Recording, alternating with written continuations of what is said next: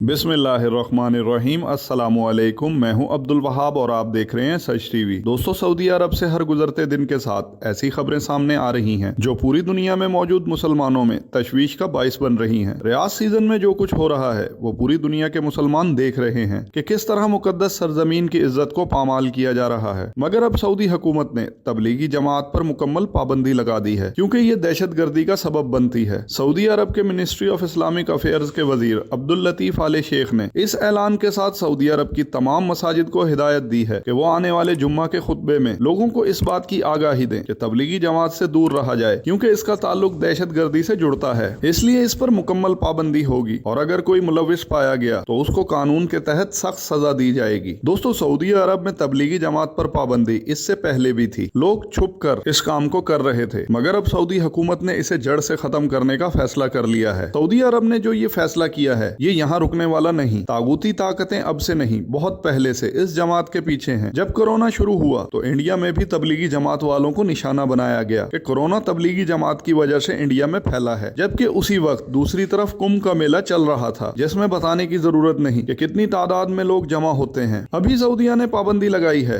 कल को इंडिया और दूसरे ममालिक और फिर पाकिस्तान पर भी जोर दिया जाएगा कि तबलीगी जमात पर पाबंदी लगाई जाए। अब सऊदीया का ये फैसला दुरुस्त है या गलत, इस सवाल के जवाब से पहले तबलीग का मतलब जान लें ताकि आपको अपनी राय कायम करने में आसानी हो। दोस्तों, तबलीग के लुग़वी मानी पैगाम पहुंचाने के हैं। तबलीग दो किस्म की है। काफिरों के लिए तबलीग का मतलब दीन की दावत देना है कि वो दीन इस्लाम को इख्तियार करके दुनिया और आखिरत में कामयाब हो सकें, और दूसरा मुसलमानों के लिए तबलीग का मतलब याद दहानी करवाना है कि हम मुसलमान हैं, हमें अल्लाह पाक ने क्यों पैदा किया है, हमारा दीन हमसे क्या चाहता है। इस चीज की मुसलमानों को तबलीग की जाती है कि वो कलमा गो तो हैं, इसके साथ साथ पूरे के पूरे दीन इस्लाम पर चलने वाले बन जाएं ताकि दुनिया और आखिरत में कामयाब हो सकें। आक़ाए दो जहां सल्लल्लाहु अलैहि वसल्लम एक बहुत बड़े मुबल्लिग थे। आप सल्लल्लाहु अलैहि वसल्लम ने दीन को पूरी दुनिया में फैलाने की खातिर बहुत सी हिजरतें भी की, बहुत सी तकलीफें बर्दाश्त की, और इन तकलीफ को बर्दाश्त करने और हिजरत करने का मकसद दीन इस्लाम की अशात था। हमारा ईमान है कि आप सल्लल्लाहु अलैहि वसल्लम के बाद इस दुनिया में कोई नबी नहीं आएगा। आप सल्लल्लाहु अलैहि वसल्लम के बाद रिसालत मुकम्मल हो चुकी, मगर हम दूसरी तरफ उम्मत मोहम्मदी सल्लल्लाहु अलैहि वसल्लम को देखें, उसकी तादाद कहां से कहां पहुंच गई है। आप सल्लल्लाहु अलैहि वसल्लम से पहले नबी और रसूलों को अल्लाह के दीन को लोगों तक पहुंचाने के लिए मखसूस किया जाता था, मगर अब नबी कोई नहीं आएगा तो ये मुसलमानों के ही जिम्मा है कि वो गैर मुस्लिमों को दीन की दावत दें। अगर आप सल्लल्लाहु अलैहि वसल्लम ने दीन को फैलाने के लिए तकलीफें ना बर्दाश्त की होती, हिजरतें ना की होती, तो क्या इस्लाम फैलता। और फिर आप सल्लल्लाहु अलैहि वसल्लम के बाद सहाबा कराम आप सल्लल्लाहु अलैहि वसल्लम के खुतबा हिज्जतुल विदा के मौके पर आप सल्लल्लाहु अलैहि वसल्लम के हुक्म के बाद पूरी दुनिया में दीन को फैलाने की खातिर फैल गए। चीन से लेकर यूरोप तक के तमाम ममालिक में सहाबा कराम की कब्रें मौजूद हैं। जैसा सऊदीया ने कहा है कि तबलीगी जमात का ताल्लुक दहशत गर्दी से मिलता है, तो मुसलमानों में भी बड़ी तादाद का ये कहना है कि ये दहशत गर्द जमात है। माना कि दुनिया के हर शोबे में अच्छे बुरे लोग होते हैं, मगर हम चंद बुरे लोगों की वजह से इतने अजीम काम को बुरा कहें और दहशत गर्दी से जोड़ें, क्या ये इंसाफ होगा। आज की दुनिया में सब अपने लिए जीते हैं, हर किसी को अपने कारोबार बीवी बच्चों की फिक्र होती है, मगर तबलीग वाले